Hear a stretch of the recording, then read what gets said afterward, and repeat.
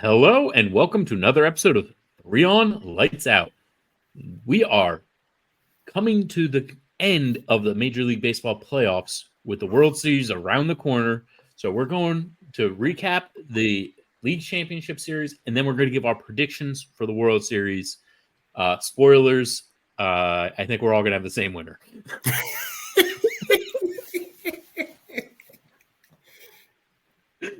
I'm just going out on a limb here. I have not talked about this with either of them, but just going out on a limb.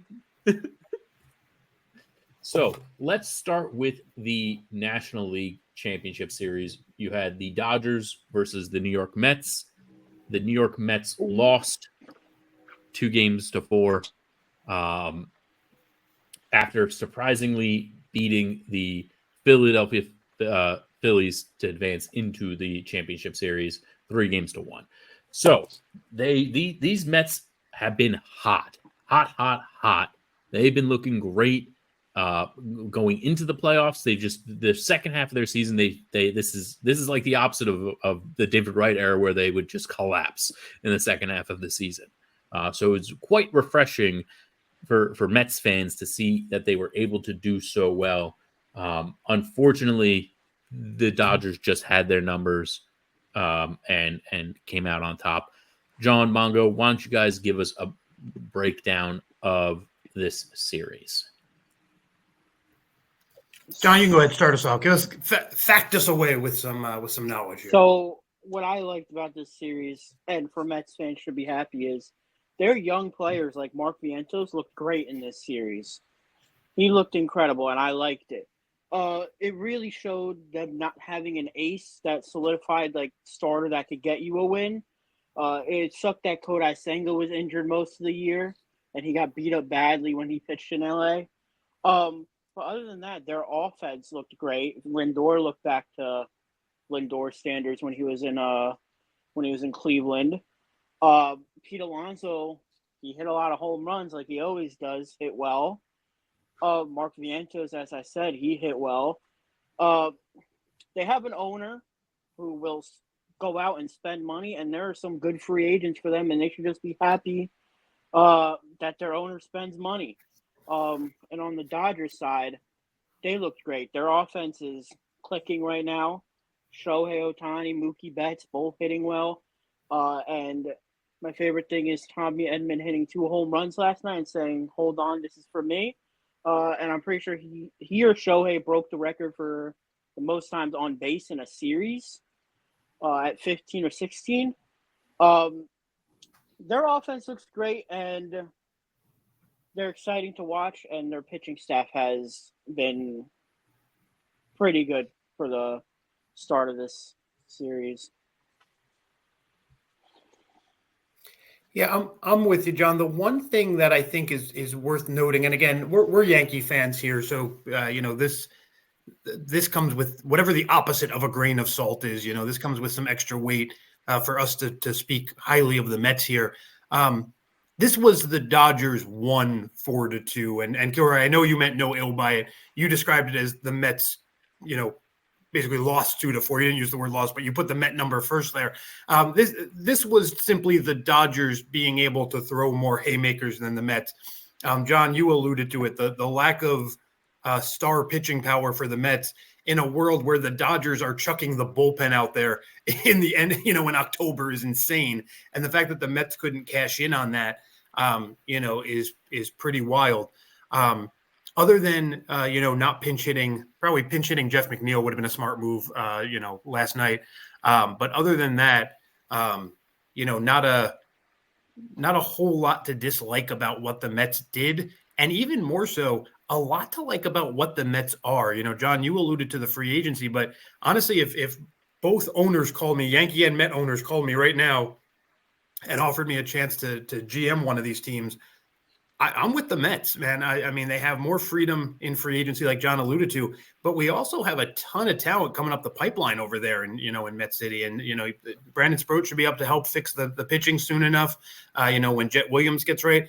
Luis Angel Acuna was critical in them even getting to the playoffs. And so they have young talent all over the place. They got to figure out what to do with some of these older guys, getting towards the end of their careers. Obviously, Pete Alonso is the biggest question mark. There's something to be said about the fact that the teams that are left, were the teams that seem to have guys who have the clutch gene. In the Yankees case, we'll talk about it when we get there. Giancarlo Stanton apparently just is dormant for the first 162 games. Apparently he's been playing possum the whole time. But in Jose Ramirez and Ohtani and in apparently Alonso and Lindor, these are the clutchest hitters left in the league, and that would be a rough loss for them. So they got to figure out what to do there. But with that being said, credit has to be given to the Dodgers here. I think. Probably arguably their biggest advantage was their experience managerially. I think they had the coaching advantage in that matchup. Spoiler, I think they have the coaching matchup again coming up in the World Series.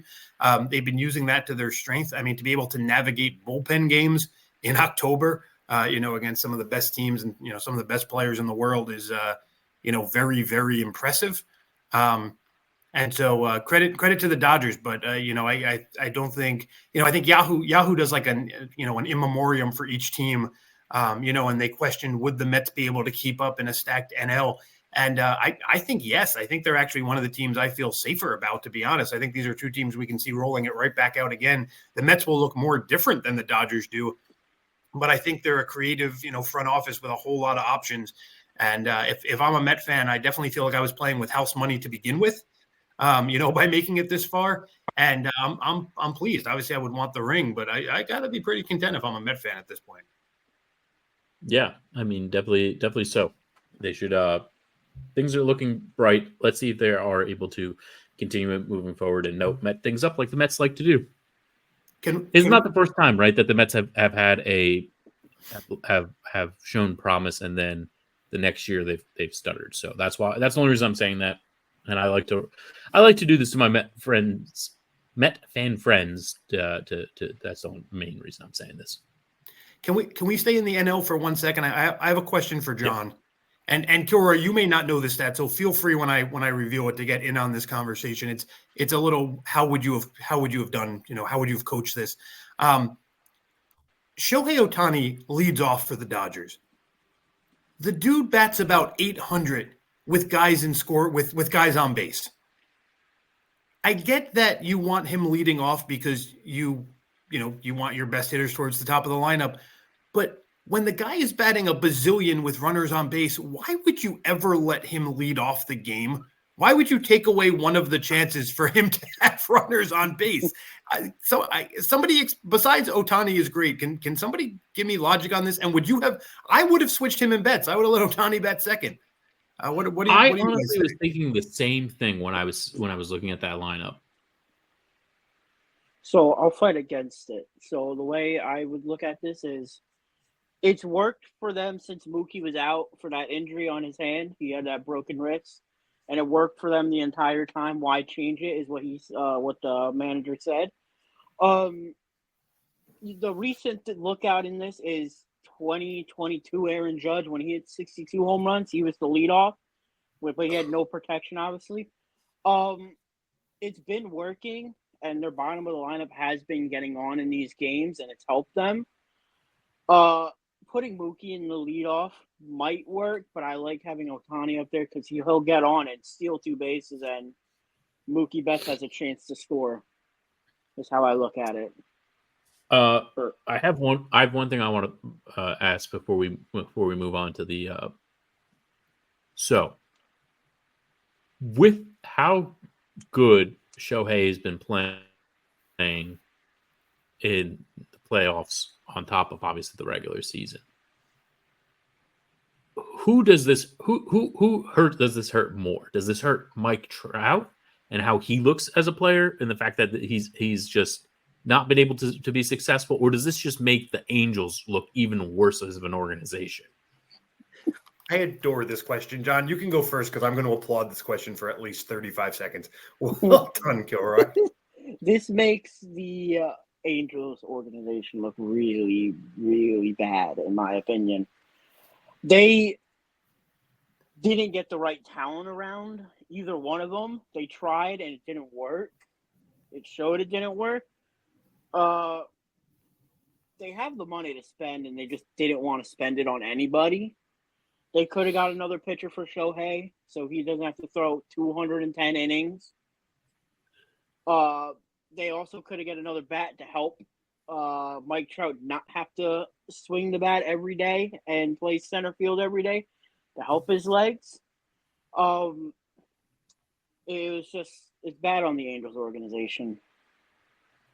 Yeah, I'm with John here. The loser in all of this is the Angels organization, because it's not like Ohtani went to the Dodgers. And don't get me wrong, he's one of the key catalysts, but he didn't carry it himself.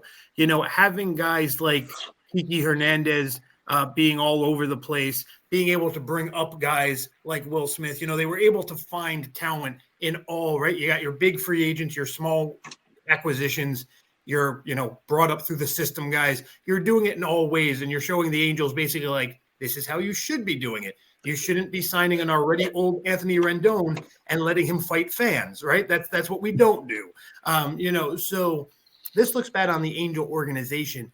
If you are an Angels fan, you are pissed at Mike Trout right now. You are screaming, why couldn't you do this? You are screaming, advocate, advocate, advocate. But to the rest of the world, I think you could argue this makes Mike Trout look a little bit better. The worse the Angel franchise looks, the more saintly Mike Trout becomes, right? How bad can this franchise get before Mike Trout finally abandons ship? This is straight up the captain of the Titanic nonsense at this point. This dude is going down in flames, and he does not seem to care. And again, if I was a boss and Mike Trout applied for a job at my company, I'm hiring him in a heartbeat. He seems like the ultimate company guy. But if I'm an Angel fan who has basically just wasted a generation watching Mike Trout just enjoy being an also-ran, yeah, I'm pretty pissed at the dude. I can see that. That's fair. That's fair. I forget where I heard. I did not come up with this question. Obviously, not just like at least 3 of those claps. But I don't know. I don't recall where I stole the idea from. But I did like the idea. I do think that in general, you're going to see a lot more. He's obviously going to make the Hall of Fame. I'm not saying that he's not, but there's going to be a lot more looking back on Mike Trout's career and why his team was not successful in the playoffs. And again, it's obviously not entirely his fault, right? Like it would be foolish to say it was, but also at the same time, you have to be, playoff success is important. Why didn't he leave this team? He didn't have to go to the Yankees. He didn't have to go to the Dodgers, but he could have gone to a different team. And he's what? He's a year younger than us, I think. So he's like 34, or is he a year older? He's close to our age. Our meaning everybody here but John, but yes. Right. So, it makes you wonder, why did he stay so loyal to this team? Like what benefit did he get from this? Right. It's not like he got anything outside of he's just maybe other than he might like the team, like where he lives. Right. Like that could easily be it. He just likes the house he lives in and he doesn't want to move. Yeah, Disneyland is awesome. The beaches are gorgeous out there. I don't know what to tell you. Yeah, I guess that's all it could be, right? Is something silly like that. I'm saying that silly as in that's not something I would love. I would love to have that type of stability in my life. But I will say this, in a world where every athlete shows their true colors at some point, with the exception of a true few, it really does lead to, you alluded to it, Kilroy, Mike Trout, rare unicorn or lunatic, becomes a fair question. When you're so alone on your side of the Venn diagram, the question becomes, are you at the top of it or are you at the bottom, right? He's either right or wrong here. It's just a matter of what are we measuring? What are we judging based off of? But yeah, I mean, that's going to be a great question, for his ultimate retirement and probably his ultimate, Hall of Fame, Oh yeah, he's definitely, if he doesn't make the Hall of Fame, I will be shocked. Nah, he's in good, he's well on his way. He'll eventually get back on the field and he'll keep adding to his stats. but yeah, no, he's definitely a unicorn in that sense. And again, you could see it from a sports standpoint. You could also see it from a business standpoint, right? There is no business owner on earth who wouldn't say, "Give me that guy. Give me that guy who seems to be good at everything, who seems to always say the right thing, and seems to have no interest in moving if he's content." Or even if he's not content. I don't know what content means to him, but that's a question for another day as well. He could be so happy and so content with everything, and that's why he is where where he is and how he is. Yeah, I mean, there's nothing saying that he can't be those things, right? For sure. All right, let's move on to the Yankees versus the Guardians. The Yankees won 4-1. I don't fully recall every single game, but I believe the bats were quiet for a lot of them. There was that's not entirely true. Early, there was a couple. None of these games were blowouts, right? Like I'm looking at the scores. The biggest blowout was the first game and the last game of scores of 5-2. Everything else was, 6-3 is the same thing. We had 7-5 and 8-6. None of those were particularly big blowouts in terms of runs scored, right? Like no one ran away offensively where it wasn't even close. They were very close. They were relatively close games, and either team could have won any of them. Yeah, quiet's a bit of a subjective term here. And John, this is going to lead to a question I ultimately ask you at the end of this segment. But the Yankees, which is something they have pretty much for the last 15 years have had trouble doing, they made their hits count. You'd go 2-3 innings and start to get worried as a Yankee fan. And the next thing you know, Giancarlo Stanton has hit a ball that is still yet to land to this day. So they would make the most of it. For a team that has I say historically, for a generational team that has had trouble with clutch hitting, they at least started to move runners around the bases. And so it was quiet in the sense that you would go a few innings and go, uh-oh. But when the bats came alive, they thumped.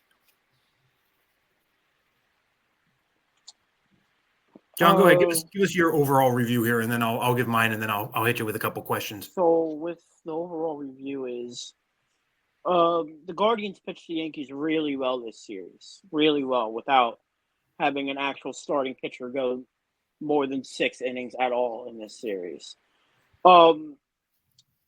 I saw some great things from Gleyber Torres hitting in the leadoff. He's gotten 4 2-hit games. Rizzo and Volpe hitting at the bottom of the lineup has looked really well for the top of the lineup. Juan Soto hitting his monstrous home run to get the Yankees to the World Series. And then the Yankees getting to that elite bullpen of the Cleveland Guardians, who had the best bullpen, getting to Hunter Gaddis, Cade Smith, Tim Herron, and Emmanuel Clase in the last 3 games. They scored a run off each of them, especially Clase, Aaron Judge, and Giancarlo back-to-back in the bottom of the 8th, or the top of the 8th, sorry. But we ended up losing that game. And then the very next day, Rizzo hits a single. Volpe moves John Birdie to third. Now it's first and third with no outs. Volpe steals a base.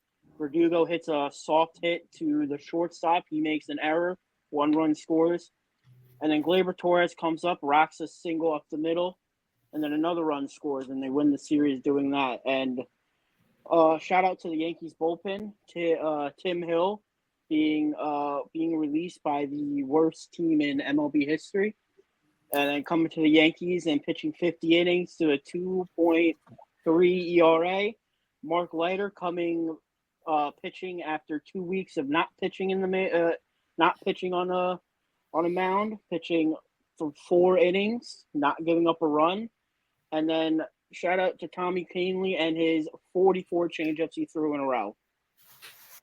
Yeah, that's crazy. When you said that stat the other day, wow, that's impressive. It's awesome. Hey, listen, John has it 100% correct.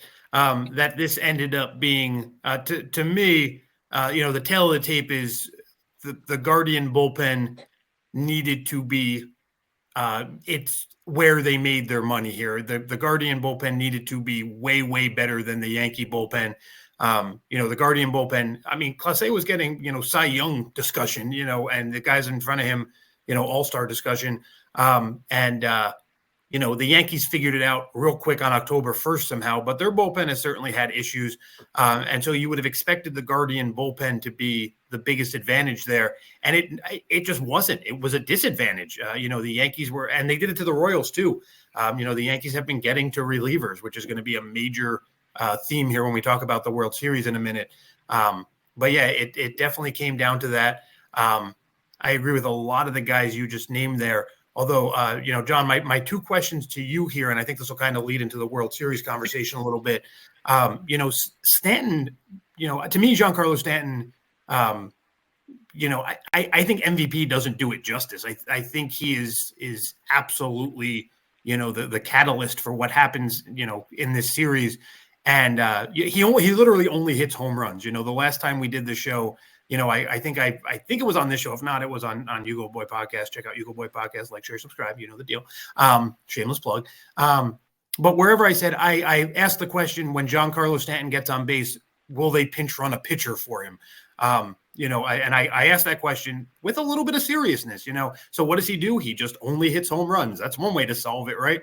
And the team in general was living, their big moments. I'm with you, John. They had some great small ball moments in the series, but they were really living and dying by the home run. And so, John, my question to you is, are you concerned at all that this team went back to its old mashing ways, or do you think that's sustainable for one more series?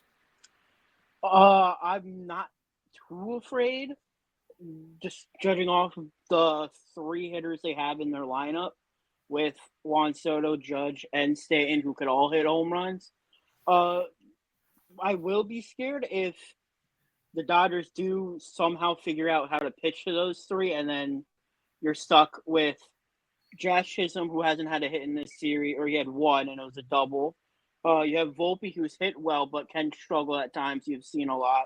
Rizzo, who has 2 fractured fingers, and it showed when he was playing defense. And then you have whoever hits at the bottom, either that's Trevino, Wells, or Alex Verdugo, who has struggled throughout the season. Small ball is on their list. It is not a bad option for them because they have a lot of speed on their bench with John Birdie and Oswaldo. I will be scared if they don't hit the home run now. The home run has carried them basically in every game so far. Fair enough. John and Kilroy, you can both get on the second question because this is a hypothetical, because I don't know how I feel about this. Sell me one way or another here. In my opinion, and John, you were right, Giancarlo Stanton and Tim Hill are the 2 best players on the Yankees right now. Nobody, including Giancarlo Stanton and Tim Hill, had that on their bingo card coming into the playoffs. Clay Holmes basically won them the Royal Series. He's struggled in this series. You mentioned, Chisholm, you're absolutely right. Definitely struggling. Austin Wells, who was such a catalyst during the season, struggling. But you have Stanton and Hill. If you're a Yankee fan, are you looking kind of and saying, well, we've made it this far with 2 guys we didn't even expect to get anything from leading the charge? Or are you sitting there going, we just saw the Met magic finally run out. Is this a Cinderella style run? Where are you mentally on this? Because I don't really know how to feel. I'll take it from both of you, whichever wants to go first. So let me go here first with this. I'm getting and you don't have to, you can take this however you want. This is very reminiscent of the 2009 Yankees is what I'm getting here with. I feel like Stanton is giving a very much a Hideki Matsui feel for this team, where he's giving them that. Yeah, he wasn't as productive in the regular season as you were hoping, but when the playoffs finally did happen, he was productive, and the team then started to build around it, and I can see that easily happening now. I don't think the magic is going to run out for this team. I think the Yankees were just consistently a better team throughout the regular season compared to the Mets. And I think that hopefully, Judge will be able to shake off more of his playoff issues that he's been having throughout his career. Yeah, he's shown a bit more promise this postseason with certain aspects. Hopefully he's able to continue. Rizzo is a very good player. They have good pitch, they have solid pitching. Their bullpen is not the best in the world, but it's definitely good enough to get them to the championship, to win them the championship. And honestly, I just feel like that this team is just so different than that Mets team. You felt that the Mets were just a magical moment of a team where you're like going back to the Phillies series. I don't think any of us would have thought that the Mets were winning that in 4 games, right? Yeah. But when you started watching, you're like, oh, this is just feels like the Mets are destined to at least to continue going forward. Now, I don't think that they were but the moment that they faced the Dodgers, you could tell that was ending, right? Like you could just tell immediately that this was not going to be the Mets year. And that's not a slight against the Mets. So obviously the Yankees could still hit that same wall, and I don't necessarily think that would be a fault of the Yankees or indicative of that this team is not having a magical run or magic ran out so much as it is the Dodgers juggernaut of a team. This team is really well built as well, and I don't want to be taking away from them by saying that by saying that it's magical that the Yankees are where they are. Fair. So I don't think the Yankees magic is done. You could obviously Giancarlo and Tim Hill were the 2 magical points, but if you want to look deeper into it, Luke Weaver, he gave up a home run to the Big Christmas to not lose, but to tie the game, and then they ended up losing that game against Cleveland. He came back the very next day and looked amazing, or 2 days, sorry, whatever it was. He looked amazing, and he's been pitching great as of recently. It really just comes down to, can their pitching staff hold off the top 3 in their lineup, and then if Tommy Edman is still living off the high of hitting 2 home runs, winning it, and winning the MVP type of stuff. If the only players I'm really scared of is the top 3, and then Teoscar Hernandez, who just feeling like Barry Bonds when they faced them earlier in the season. If you look at the starting pitching, I'm happy with how Carlos Rodon pitched against Cleveland. He gave up 3 runs in total in the 9.5 innings he did pitch against them. Garrett Cole looked solid. Clark Schmidt looked good.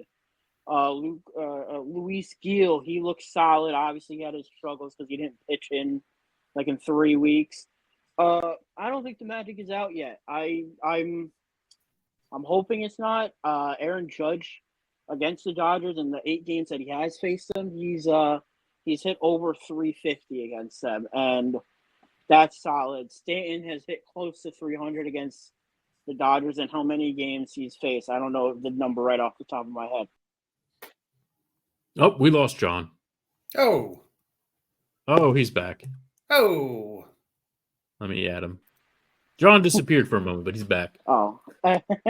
And then Jazz Chisholm hitting against NL teams is what I'm most excited to see. That's where he feels the most comfortable, and that's where he's hit he's hit the best. That's what I'm looking at. You have both sold me very well. One more question, and then I know we got to get to our predictions. This one's a quick one. John, you're about 15 years younger than us, so this question might hit you a little bit more. But Kilroy, you can get in on this if you want, because the answer is higher for me than I thought it was going to be. John, where does that vision of Soto, when he hits that home run and he just stops and looks at the dugout with just sheer, I could melt through metal if I wanted to right now, just that sheer Superman look, where does that rank on your all-time sports visual images in your lifetime? In my lifetime, let's see. Well, I watched the Milwaukee Bucks win a championship. I watched my Tampa Bay Bulls win championships. You watched the Yankees win a championship in '09. You were alive, right? But like, Yeah, but I didn't single, watch it. but like single moments, like Jordan's fadeaway, in the '90s, yeah. is engraved in my brain. Like, Yeah, that's one in my brain too. single camera shot moments. Like, where does that rank among single visual just moments in time? Because even 15 years older than you, that was epic. That was awesome. That's probably in my top 10. I mean, that was one of the right. Batista does a bat flip and he gets thrown at for years. God only knows where the Guardians are going to put the first pitch aimed at Soto next year. But that was one of the. I mean, I was watching at a bar and I thought the walls were going to tear off this place. I mean, when he does that, I mean, it is just that. I mean, the whole at bat leading up, he's nodding like, "I got you."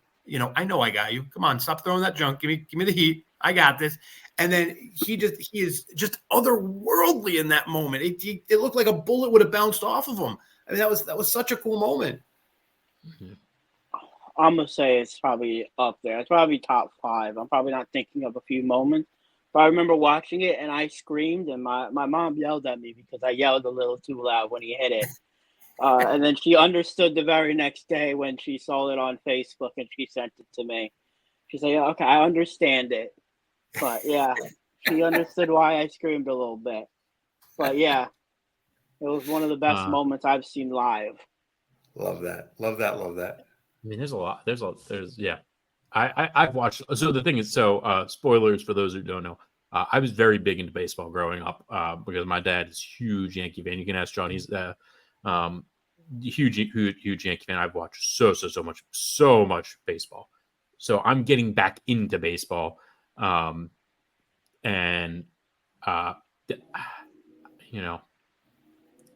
definitely a lot of very iconic moments. So I definitely think of in this past decade, that's probably got to be up there for me. All right. I think it's that time, Kilroy. You ready? I'm ready. All right, everyone. On a count of 3. 1, 2, 3. New York Yankees. in 6. Yeah, all right. In 6. Yep. So we all have the New York Yankees winning because, well, we're New York Yankee fans. It would be weird if we didn't. Sorry. It'd be super weird if we didn't. We didn't say we were non-biased. True that. We, in fact, could easily make the argument that we are extremely biased. Go check out the basketball show where me and Mungo just talk wonderful things about the New York Knicks. Recent. Don't go back and watch old stuff where we just ragged on them. That's true. It's a bad example, but that's... I used to literally keep a glass of wine right here while we just talked about how depressing the Knicks were. We've come a long way, baby. Jalen Brunson really has cured alcoholism in New York. He's definitely cured me going like this when I watch the Knicks bring the ball up the court. I'll say that. But yeah, no, I don't think that the Yankees magic is done. I know I was saying that there isn't magic. There's always magic, right? Like to get to be a champion, you have to have a lot of things fall in your favor. And I think that this Yankees team feels very similar to me to the 2009 Yankees, where the vets are showing up when it matters, and the young guys are showing their abilities as well. And I do expect this Yankees team to come out on top. 6, sure, let's go 6. Everyone else says 6. Why not? Let's go 6. It's the most reasonable number. The truest of gentlemen's sweeps. Yeah. John, go ahead and I'll wrap up the show. I think Yankees in 6. I think they have Garrett Cole, who will be Garrett Cole, and he'll want to pitch every damn game if he was able to. They also have Carlos Rodon, who's been pretty good in this playoffs, I would say, except that one against the Royals. And then you got a bullpen who's been solid, and you got an offense who's been solid. It's just the way it goes, and I'm ready to watch the Yankees win for the first time in 15 years. Yeah, I'm with everybody, and John, man, from your mouth to God's ears, I'm with you on this. Let's go Yankees in 6, complete it. And here's the thing: I actually think the Dodgers are a better team than the Mets. I think the Yankees would have had a tougher time against the Mets. I think the Mets match up better. Every Dodger like quote secret weapon or every Dodger like signature move, the Yankees have a natural counter for. The Dodgers have been surviving on bullpen games. The Yankees have been eating bullpens alive. Mookie Betts is arguably the best 5-tool player, can beat you with his bat, with his legs, and with his defense. Guess what? If it's not Betts, it's Soto. They have the NL MVP. We have the AL MVP.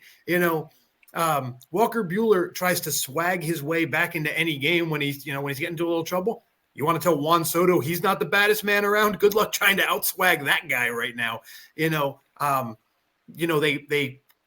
They have a ton of power. They get that ball up in the air. They move base runners with sac flies. They got a lot of guys on base. You got Rodon, whose swing and miss numbers are through the roof right now, and Tim Hill keeps everything on the ground. They just seem to have an any punch the Dodgers like to throw back at their opponent. And I think I like this Dodger team. I like it a lot, but add in that Freeman's not 100% healthy. And this is just not a good matchup for the Dodgers, to be quite honest. If it was like Dodgers Orioles, I'd have Dodgers in 5, but not a great matchup here. Aside from the fact I love this Yankee team, aside from the fact, they're my Yankees, homerness aside here. I just think the Yankees have the advantage. Give me Yankees in 6 here.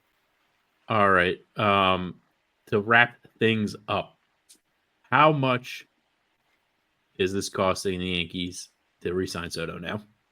750. I'll say it first. What'd you say? I say 750. I think he's got it. You think he's staying, though, right? Oh, for sure. The only other team I feel like would pay him would be the Mets, and that's basically it. I think, first of all, John, I agree with you. If I'm the Yankees, I'm purposely putting out rumors of Pete Alonso to the Yankees just to tangle up the Mets plans, just to tangle up how much focus they can put on Juan Soto. I also look very forward to a false report next winter that Juan Soto is going to the Giants briefly for 5 minutes, as has become the offseason norm. With that being said, I think there's only one of two things you can do with Juan Soto. Either one is just hand him a blank check and say you can stop writing zeros whenever your arm gets tired, or two, you petition Washington, D.C. to make up a new form of currency that only describes the national debt and what we're paying Juan Soto, because they're 750, sure. I mean, there's this team is not this team without Juan Soto. They're not replacing Juan Soto. You can just pick, and the thing is, the guys around him, he makes everybody better. You're not gonna you could imagine a world where Austin Wells is on this team for 10 years and you're not gonna have to mega pay him. You can imagine a world where Cabrera is the first utility guy off the team. You're not gonna have to pay him. This is not a team where you're going to have to pay 12, 13 bats. The Dodgers, love them. Teoscar Hernandez needs to get paid. Kiki Hernandez needs to get paid. Max Muncy needs to get paid. I mean, unless they want to stay and take a hometown discount. These are guys who everybody would want. That's not necessarily true of a lot of the Yankees at this point. Plus, they do have some youth coming up. So you can really, really break the bank on a couple guys. And I would just basically make up a number. I would say, a bazillion, cadillion. Yeah, cool. How many zeros is in that? Yeah, it's yours. You got to resign him. There's no doubt about that. Fair enough. Thank you all so much for joining us. Remember to like, share, subscribe, comment down below how many games the Yankees are going to have to win in this series. The Yankees are winning the series is what I'm saying. How many games is it going to will it take for them to win in this series? That's your only choices. The Dodgers cannot win. Good night. Yep. I love that. Love you all. Bye.